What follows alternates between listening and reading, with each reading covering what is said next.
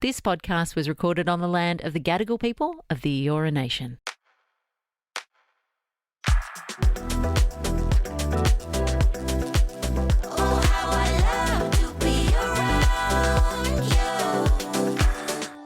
Guys, welcome back. Hello. This week on the pod, we got a little fun one for you, as Jad and I wanted to dabble with the idea of relationship compatibility. Now, I dare say it's a little bit of a contentious topic because I think there's heaps of people within, the relationship realm which say that, compatibility is essential when it comes to relationship. But then also I thought it's a weird thing to consider that all my life I've heard that opposites attract, So, but you've got to be compatible. What? What do you mean? You've still got to be compatible. You can be compatible and be different. Yeah, but that's why it's an interesting question, because compatibility would seem like you like and are interested in the same things. Sure. Because Okay. if you're just totally opposites, then how could you consider that compatible? All right. So yeah, it's a bit of a weird one, but yeah, we thought whether you're a hopeless romantic or a hopeful realist or just here for the drama between Jad and I, this episode will definitely rile Jad up if I get some questions wrong about things she thinks I should definitely know. I think you'll get rolled up. Yeah, we're going to have a little bit of fun with a compatibility test that we made up of some, questions, some simple ones, and then some not so simple ones about each other to try and, open up and delve a little bit deeper. And then we have an Ask Mum and Dad always at the end of the episode, coming from someone wanting some help with a bad habit that they've been holding on to for a little bit too long. So we will get to that by the end of the episode. Now, Jad, didn't you have some silly question you wanted to ask me? I wanted to start off today's pod with a question that I thought of, and I was really actually perplexed at what the answer would be. So I wanted to ask Locke what he thought and get his opinion. This must be a tough question if you were perplexed by it. I was perplexed. Hit me with it. I don't like being rude, and it's on the spectrum of like, is this a rude thing to do? I was wondering, is it rude to ask someone if they're still dating someone? Why would that be rude? Well, if you're not super close with them and they might have broken up. That makes it's like, even more sense, though. If you're not super close to someone, wouldn't that be very normal to ask them a your question? Acquaintances or I don't know, because there was a scenario that popped up where there was someone who I wanted to ask the question and I thought, I actually feel weird asking because they were together for a really long time. And I thought, is it my place to ask if we're not really close mates? But if you're really close mates, you know the answer to that question, right?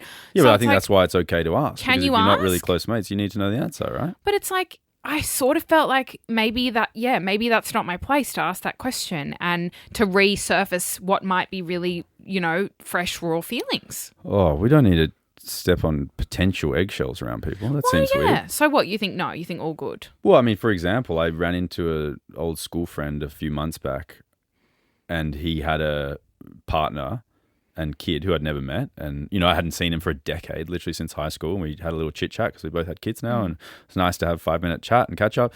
And if I see him in a year's time and he's not with his partner, I'm going to go, "Oh, are you still with Jenny?" And I wouldn't think twice of it. That seems like a really weird. I wouldn't even consider it for a moment. I don't know. Yeah, I thought just maybe it was an odd thing to ask someone who. Yeah, I thought maybe it was overstepping a boundary because it feels nosy. But wouldn't it be ruder if, let's say, you said you were worried if maybe they split up and it was a tough thing that he's going through. Yeah. If I bump into him and he has split up with his wife, isn't it ruder to not ask, "Hey, how's your wife?" or how's this person you're with? Yeah, it's a weird one. That's what I just thought. I think if I was going through a breakup that was really, really touchy and quite emotional and intense and it was fresh, I wouldn't want someone reminding me if I'm maybe having an okay day. That, you know what I mean? Yeah, but it gives you the opportunity to rag on them as well. If they go, "You still with Steve?" and you go, "No, Steve's a little, he did this and this and this," you could have a little rag on him. I don't know if I feel comfortable asking. I think you're overthinking it. I am. And I think that if you surveyed 100 people, 99 would say no issue. I just don't want to upset anyone. Oh. You're so nice and empathetic and kind. Such a giving soul. Okay, come on. Yeah, okay.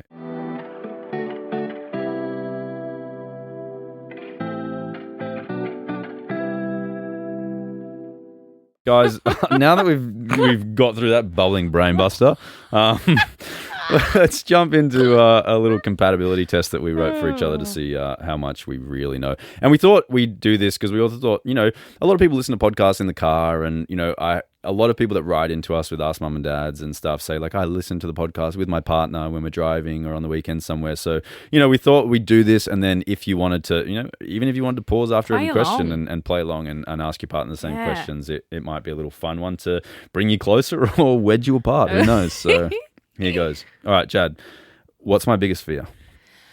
I think it would be losing There's no rush. You sound like you're trying losing someone you love. Oh, I think, that would be, I think, everyone's, right? Like, mostly would be losing a loved one. I thought it would be front of mind for you. Yeah, with a kid, I think that's like let's just say that's the top easy. Okay, my second answer is having another injury. No, but that's... Oh, am I wrong? Well, that would be horrible. It hasn't been a nice couple of years, and I'm still battling through it. But, yeah, biggest fear? No. Okay, what is it? You don't know me at all.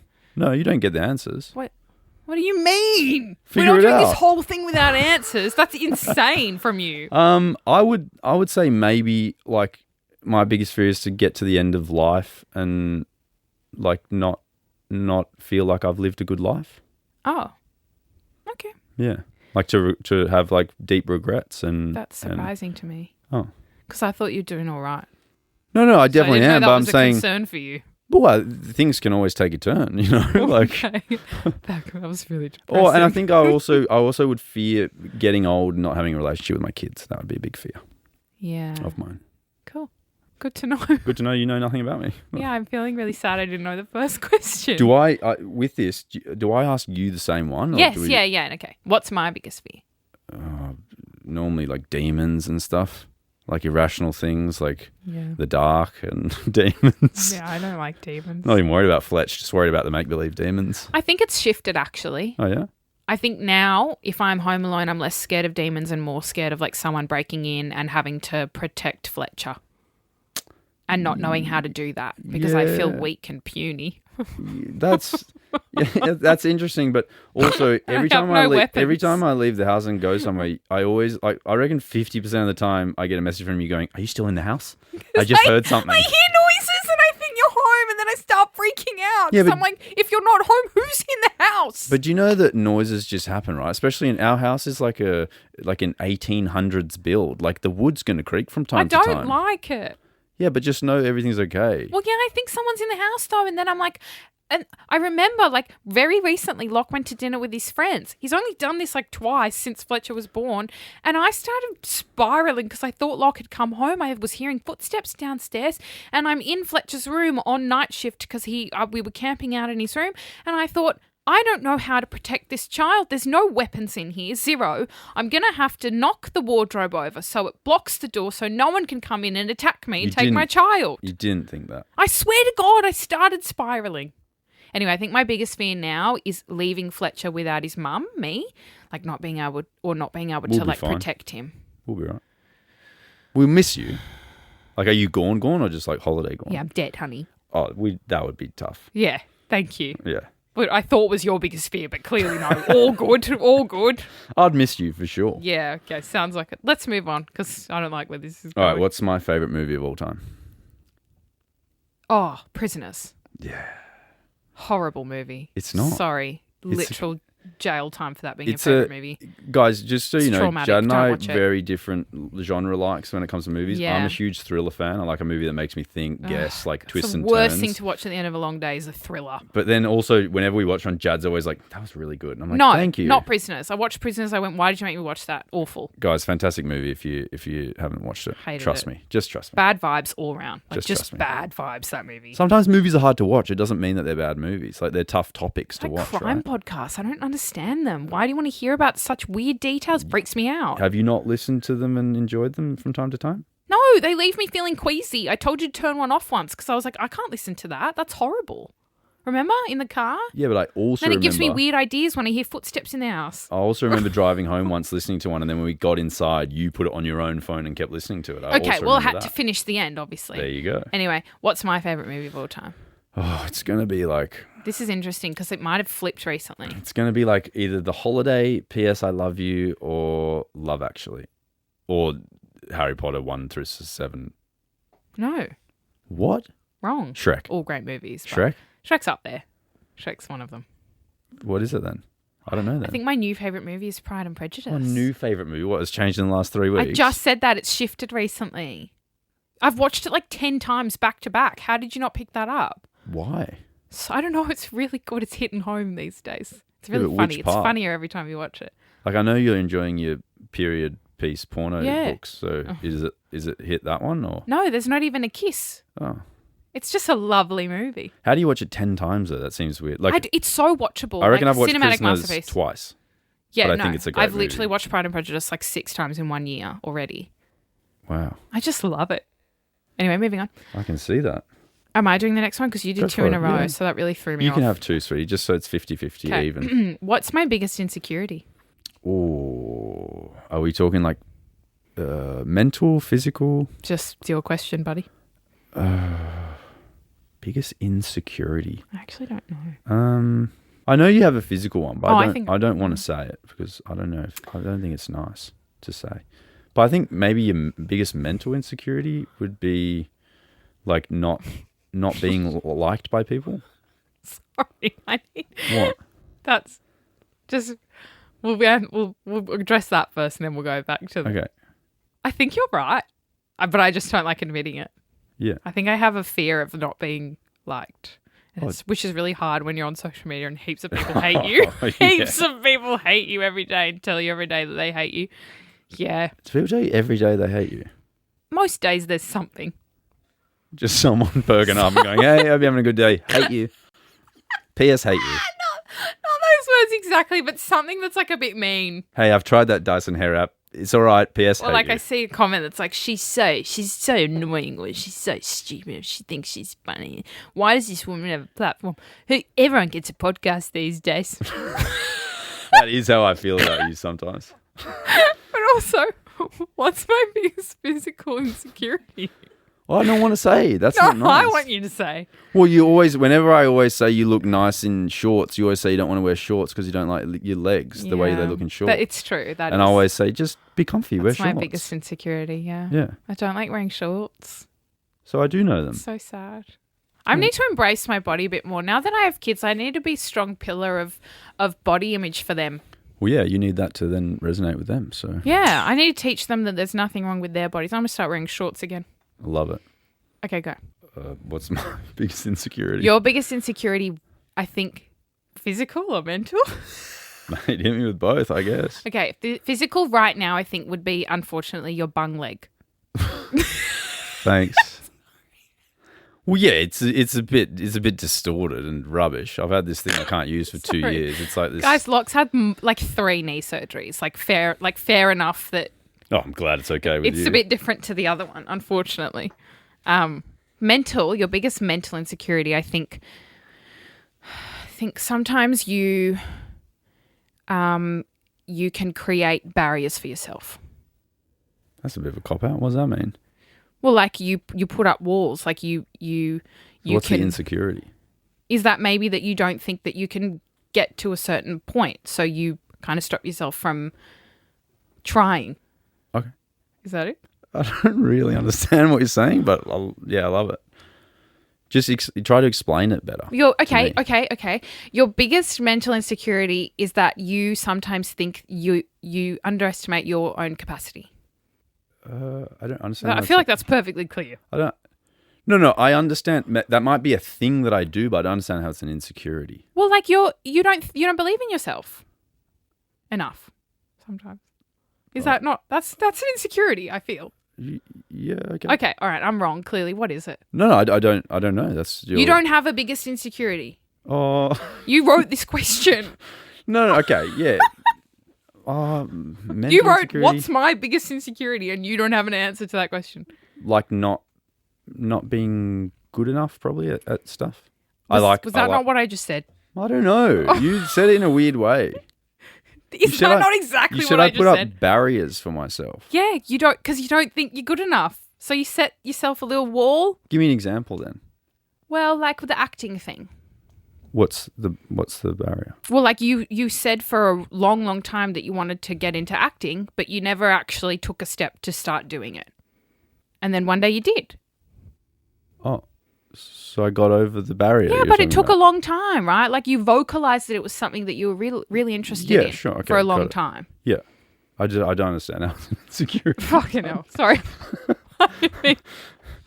You said like you didn't believe that you could, so you didn't try. Okay, we'll look up the definition of insecurity. Oh, God.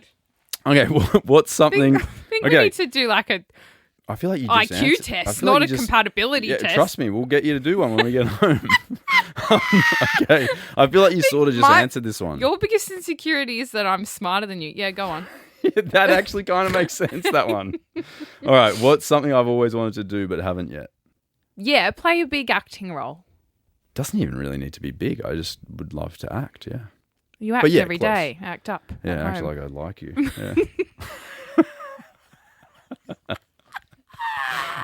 What about you? People What's probably think we you've hate always- each other. What's something? How? We're having a laugh, mucking Okay, around. what's something I've always wanted to do but haven't done yet? You're such a lover of fashion, and you've always wanted to go to a fashion show in Paris or Milan or something for one of the big fashion houses. Yeah, I have. I feel like that's shifted now a little bit though. What, you just chucking that one out the window? No, like I still would like to do that, but there's other things I'd like to do more. Like? Hike the Dolomites. Hike the Dolomites. Yeah. I love that. Yeah, You've really shifted. I told you. Because I Shifted. couldn't care less about going to the fashion show, but hiking the mountain sounds grouse. Yeah, I want to hike the Dolomites. What's changed? I love nature. Yeah, Oh, but I want to buy a what- house. That's also. Sorry, I'm getting a bit excited. Let's move Yeah, on. but if we went to the Dolomites, you'd want to stay somewhere that was like $3,000 a night. We so will definitely be doing that. Yeah. I'm not coming. I can't condone that behaviour. Okay. Obviously, guys, that was an exaggeration. What moment in my life changed me the most? 1,000,000% becoming a mother. Well, yeah. Okay. Well, I just think, as you just said, Well, yes, that, it's for example, transformative like you entirely. shifting what you wanted. I think we've had a conversation about this before where you said that when you became a mum, it's like suddenly things that you thought really mattered in your life, which might be more, surface level or trivial things, like they just no longer mean anything. So I think that is like, I don't know, that's like a huge defining thing in anyone's life, right? Sure. Where you realize that perhaps the 29 years you lived prior, where you thought all these things mattered, just suddenly don't absolutely. matter, so... Or matter less. It's like less of a priority. Yeah, sure. What? I get really confused with this whole asking each other the same question. What moment in my life changed me the most?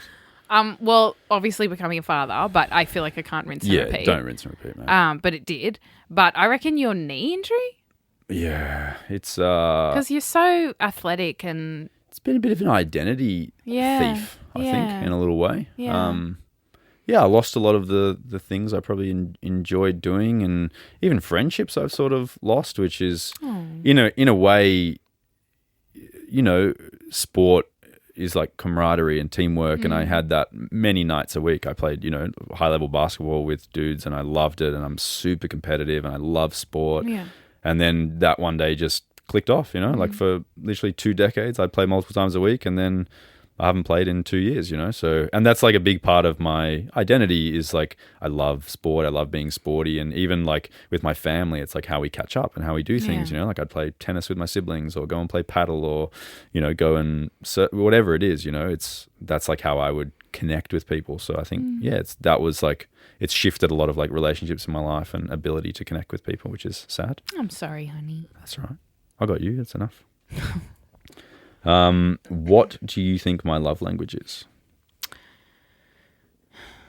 It's hard because you say it's one thing, but you actually exhibit another. Okay. I think you receive love with physical touch Yeah. and probably words of affirmation, Definitely. Yeah. but you give a lot of love with acts of service. Yeah. Like that's your main giving, I think. So it's interesting. And also all the others. But that one, I feel like, is your main giver. I think I'm definitely physical. Like I'm a very touchy-feely person. Yeah. Like I even like, having a snuggle with my mum, and I'm 32. I like, hugging my dad and, Mummy's the boy. I like cuddling my sisters and, Yes, like you are I'm a very physical cuddly touch. person. So I really enjoy that. Yes. It makes me feel connected to someone. And then definitely words of affirmation. Like I can, haul ass or work like a dog for Jad, and if she just says like thank you, I appreciate it, I'm just like, yeah, it's all good, it's all worth it, you know. So like that's all I need. But I'm definitely I give love with acts of service. Yeah, Okay, well, what's my love language? How do I give and receive? just all of them. You just want it all. I think. No, I think you're also Do both. very touchy feely. Like you love having a snuggle, or like you love me playing with your hair and stuff like that. Yeah. You also a words of affirmation person. You like being Yeah. told things and being like appreciated and with thank yous, and you know, and then the way you give love is physical touch, and then your act of servicey sometimes, but I think you're very gift givey. Like you, as in you'll buy things for people. Oh, don't look like that. Look at me like that. You take your mum on lavish trips. You buy your sister a nice bag. Like you give people True. like extravagant Okay. gifts to show love. Whereas like I don't do that. You know, Yeah. like I don't, because that's not. You know, I would rather give someone time. Or, I just that's. So I think you're and you buy things for me all the time and you know that I don't care for things. So that's obviously how I bought you Locke show a love. wallet the other day. That's like Locke thought it was a children's wallet. Yeah, but I'm gonna rock it because you bought it. But no, but it's just personally, like I don't like things. I don't want new clothes. I don't want new shoes. I don't want stuff. But you'll buy it anyway because that's how you'll think that I'm receiving. It's Sure, a tricky that's one. But interesting. I thought I gave love with words of affirmation too. I'm very vocal about. yeah, you do. Sorry, you do. More so with Fletch, but he gets most of it now. I'm definitely at short end of that stick. That's a funny joke. 10 times a day. Are you serious? You go, "Fletcher, Do I need to start recording when I love you so much. I don't know what I'd do without you." And then I'm like, bro, you used to say that to me sometimes. Every time you do anything for me, I'm very grateful and I tell you how amazing you are. And I say you're such a great father all the time. Sure. Do you just Sometimes. what in one ear and out the other? You know what I found really interesting is that you told me the way I receive love is physical touch and words of affirmation, but the way that you're giving it to me is acts of service. Oh, I touch the hell out of you. What do you mean? Yeah. Well, You lie on my lap for an hour a night and I play with your hair. yeah, Is that but not touching I you? need vocal reassurance. You And do. I'm not getting it. You do need vocal reassurance. Not only that I love you, but that I'm not leaving. Yeah. Jad looks at me every But 2 days more in bed than and that. goes, "Don't leave me." No, I like the words of affirmation, and I feel like maybe we've Sure. just discovered that it could be given a little bit more. All right, you want more words? Yeah. All right, I'll give you more words, my love. I'm scared. I feel like that was a threat. What? No, not at all. I'm saying I appreciate knowing that. If I don't give it to you enough, then it's something I want to This is improve good. on. This is good questions. All right, because- what's my favorite thing about your relationship? Let's not talk about how good the questions are. Look, Sid, I'm going to give you some words right now. Go on. What's my favorite thing about our relationship? How jokey we are? No. Oh. Fuck. Sorry. Oh, I like that. I'm just saying it's not my favorite. You don't have to Oh. think that's like a negative. I'm just saying it's not What's my your favorite favorite thing thing. about our relationship? Wow, I didn't think this podcast would have just like minutes of think time. Jade's Just thinking. cut the thinking out. Yeah, true. Sorry. Or put it, one of those din, din, din from like a game show. Well, I don't know. I thought it would have been like that we laugh all the time together. That's the only positive that we have in our No, relationship. I would have thought it would have been your favorite thing about our relationship. Well, Or, give us your second favorite, then I'll tell you if it's actually number one. okay, the fact that we are so in love. No. I don't know. You've stumped me. My favorite thing about our relationship is that we're each other's biggest like hype person. Like we believe in the other person more than probably they believe in themselves. And I think that is like super important thing to have in a relationship, because if you're constantly like uplifting your partner and telling them that they can do more and can achieve more, and if they don't believe in themselves, you do, I think that's enough to like lift them up. And I think that that's like Sure. that's something that I really enjoy, because plenty of times I've been like, I'm not sure if I can do this. And you just, you lift me up and tell me that I can, and you're like my little hype person. And I'm pretty sure I've done that for you on, plenty of occasions Yeah. as well. So I like that. That's nice. So, words of affirmation. Yeah. Interesting. Thanks for the reminder. Last question, I still remember. What's my favorite thing about our relationship? I think you like the secure feeling of our relationship. Like you know how infatuated I am with you and our family, and you know how like loyal we both are, and I think that's something that you like in a relationship, because I know that you don't have like a fear of abandonment, but I know that maybe you do, but you do mention stuff like that, you like here and there, and I know that's something that you struggle with, but I know that you don't probably feel that with me. Yeah, I do love that about our relationship. I feel entirely secure, and the trust is very, very strong. I never doubt anything that you say or do. I love it. How good. All right. What do you think your most annoying habit is? Chewing with my mouth open. Yeah, it's heinous. I don't do it all the time. Yeah, only 3 times a day when you eat meals. What do you mean? 5 if you have snacks. I'm not a grub. In public, I'm very good. You're not a grub, but I just think it's something that because you don't care about, you don't work on, right? Like it doesn't affect you, and you don't really mind. Because I do this thing where I'm going to just out myself. Where like I'm a bit of a picker. I'm a fiddler. Like I pick my nails. I fiddle with my cuticles and stuff. We can hear it. I do all that, and Jad tells me every day. Like if she sees it, she goes, "Come on, you have to stop that. Like I've told you a million times." Like, but she won't recognize that I've told her a million times about chewing with the mouth open. So it's like you see my picking as this issue that needs to be fixed, but you don't see your own chewing. But whereas I see my picking as an issue that needs to be fixed. Like I'm trying, and you can see my nails. I do probably see the picking as worse than the chewing with the mouth open. Yes, that I don't disagree. Trust me, it's not worse for the people watching. But it's not about the watching. For me, it's more like what you're doing to your actual skin by making it bleed. It's like it irks me a little bit, and also I don't want our kids doing it. That's why. Yeah, I don't want my kids eating with their mouth open either. What do you mean? That's pretty fair, isn't it? Bloody fingers is worse. Yeah. Okay. But yeah, I agree. Well, I'll work on it. Thanks, honey. That's the first time you've said that in like years. No, that is not the first time I've said that in years. Why haven't you been working on it then? I just forget. I told you. Awesome. You've got to work on yours too. You've got to say it. So will I. I am working on it. Or do I need to say the same thing? Work harder. When I'm hurting but pretending I'm fine, what signs give me away? I feel like I'm an open book. You are. You're just super short with me. When Jad ever says she's fine, she's not, pretty much. Because if I say to her like, "You're right, sweetie, you seem not good," and she goes, "Yep, fine," that means she's not fine. If I go, "Sweetie, you're right, you seem not okay," and she goes, "Yeah, I'm fine. What do you mean? Like, is it what do you mean?" Like, if she elongates the sentence and actually tries to find out why I think she's not okay, she's definitely okay. But if she's short and she shuts off that question immediately, something's up. You've done something wrong, or 10 things probably. Yeah. So yeah, you're just very short. You don't really look at me. You don't give me eye contact. Like I'll try and engage with you, and you'll just like look down, look away. You're very short. You're a bit like despondent. Why are you laughing? It's not bad. It's just how you deal with when you're not okay. Yeah, that's your giveaways, I guess. What about me? What are my giveaways? When I'm pretending I'm okay. I'm just always okay. No, it's written on your face. Your whole demeanor changes. You're definitely you're more reserved, and you go into yourself a bit more, and you can tell I think you get a bit snappier, like not like just with anything, like maybe your fuse is just a little bit shorter, and that's not to say that you completely lose it, but like you just have a slightly less of a tolerance for things that you normally would, and I think that's a bit of a giveaway. I didn't think that was my tell, but good to know. Yeah. All right, do you think I fear being too much or not enough? Not enough.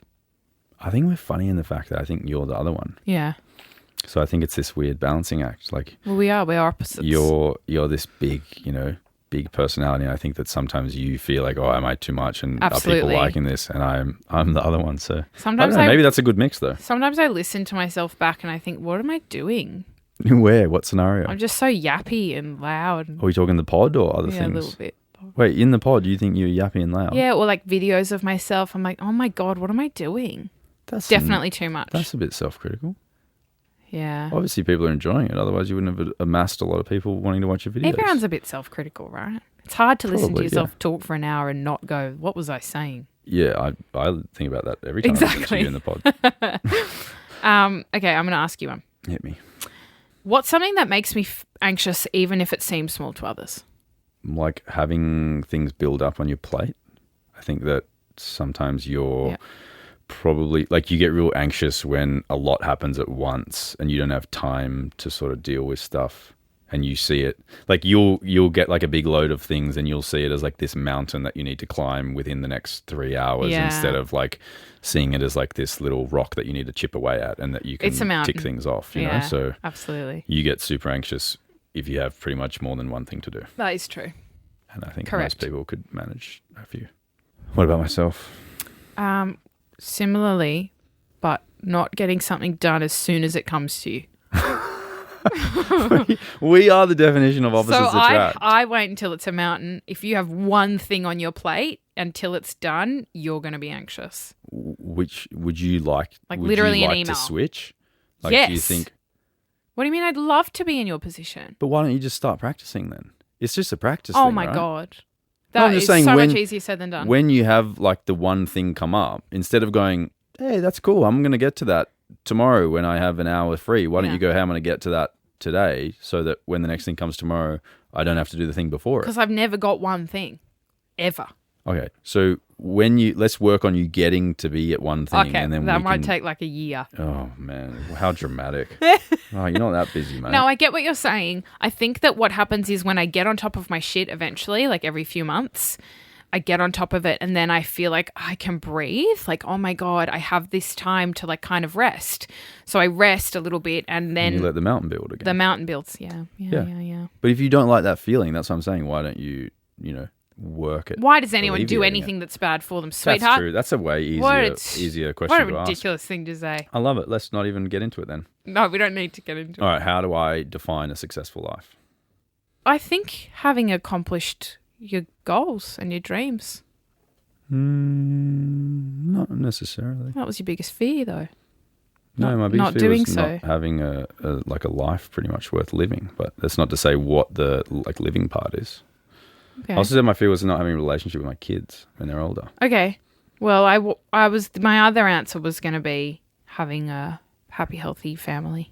Yeah, I think like later in life, and I remember we've spoken about this before, where we both think that like we will define success by if our kids want to spend time with us when they're older. Yeah. And when we're older. So like now, my parents I think have done, a fantastic job where they've raised 5, but now like we all get really excited to go and all spend time all together as a family with my parents. Like, we do on the weekends. Like we go, I wonder what they're up to. Like, let's go see them. And I think that is a testament to them and them doing a good job, I guess. Yeah. And so I think that is what motivates me to be a good parent and live a good life, is so that I get to experience that one day, I guess. Similarly with my family, we spend a lot of time with my family. Exactly. So. Yeah, okay, that's nice. How do I define a successful life? Similarly, I would say. But also I think there's like you're very fixated on things like, getting a house, for example. Like you really want to get a house for our family, which is not a bad thing, I don't think, but I feel like you think it's this pillar that once we purchase a property, for example, that's like a box of success that we can tick off. And I think that perhaps that's like the way you view it. It's like we need it to be successful in some light. I grew up in rentals mainly, so we moved around a lot, and I think as a kid you like, whilst there's an element of that can be like exciting, because change can be exciting, it's also kind of like a part of me wanted the experience where we had a home that was our home, that we could do things to our home and we didn't have to worry about like doing this or doing that because it wasn't our home. So I would like to give my kids that. Sure. And that's a nice thing. I don't disagree that I want that as well. But hypothetically, I'm saying if I couldn't give my kid that, but I could still give them a safe, loving home and environment, that wouldn't make me feel more or less of a successful person. Do you know what I mean? Yeah, that's what I meant by that. Okay. But I agree. I would love to give that to my children as well.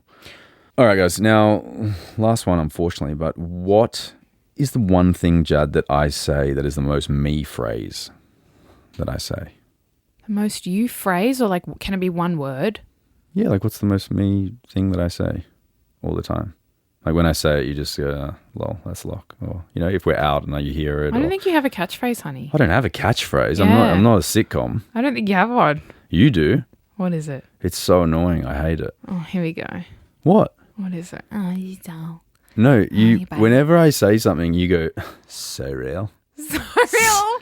so So real. real. And But that I just- say that ironically Yeah, but because it I just- know you hate it. Yeah, it just annoys me. It makes me feel like I I'm know. a 12-year-old TikToker living in my real world with That's my why wife I do and kid. it.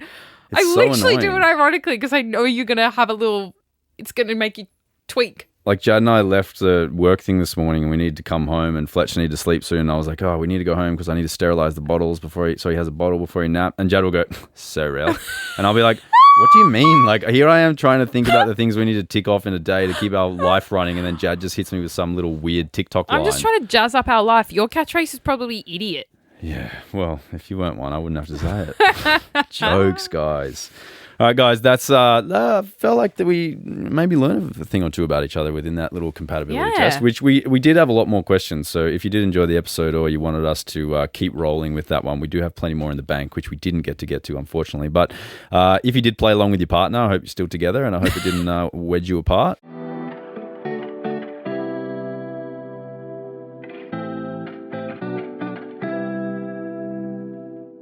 Our Ask Mum and Dad this week to end the episode comes from someone and they say, I've always loved watching your relationship over the years and always wanted something similar for myself. My issue is I always find myself chasing the wrong guys. The whole cliche, unavailable bad boy thing just excites me and I'll self-sabotage things that go well with a nice guy to pursue someone I know deep down isn't good for me. Yeah. Have you guys ever done this and what the bloody hell do I do about it? Thank you in advance. Yeah, have you ever dated a bad girl?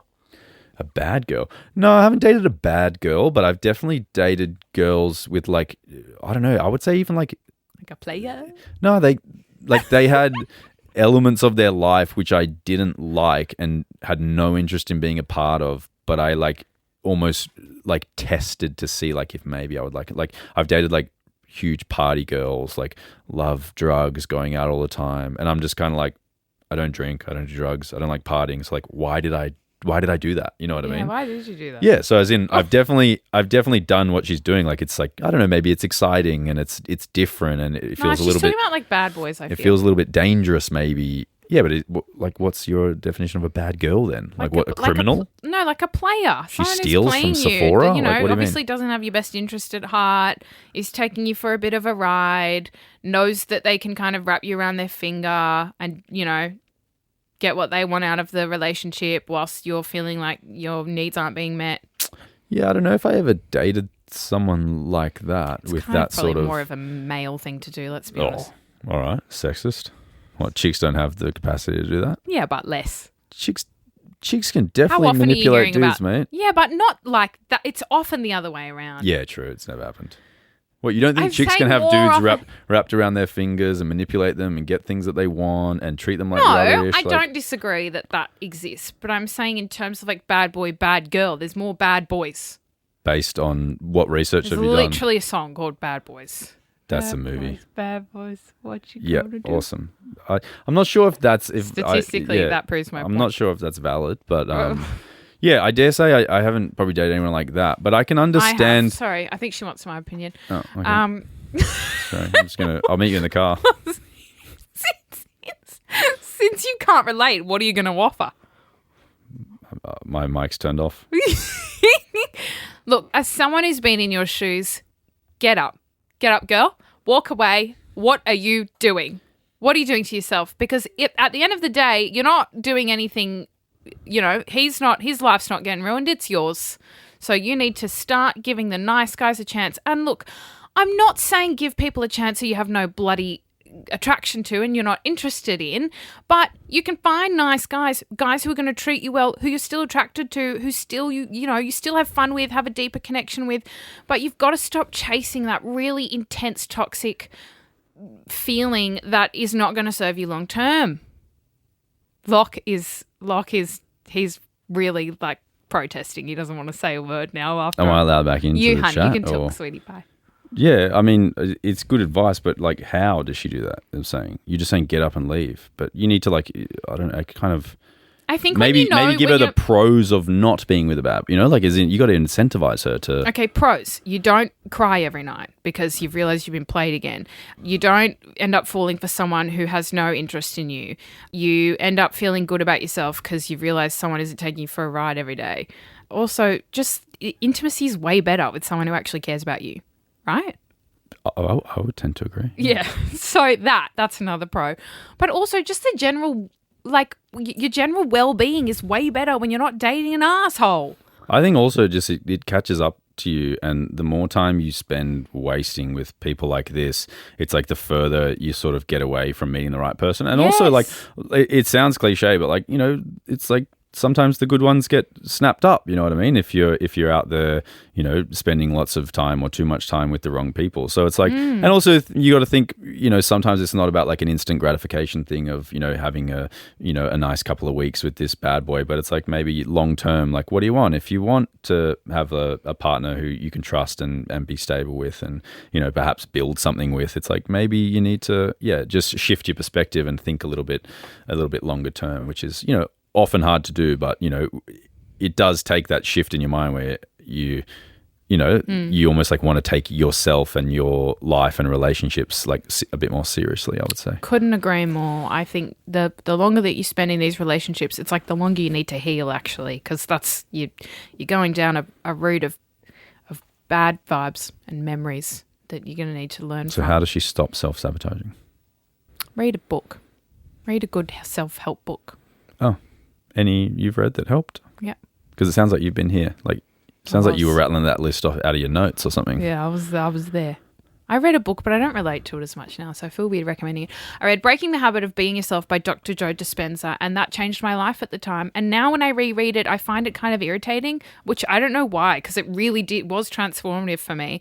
But that one, maybe The Power of Now is all right.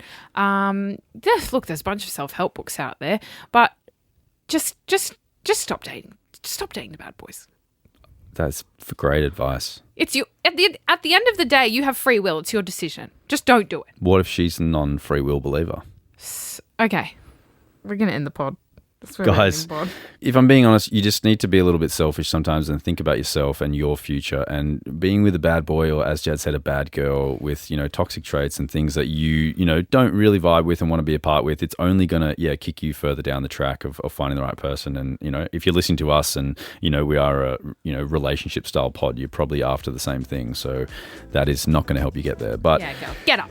But what you can do if you want to find love is leave a review on this pod, because I've heard that does help. Yes, so. Our comment section is where a lot of people have been meeting. Yes. Oh my God. So you should leave a review and a rating also, because that also makes your comment better.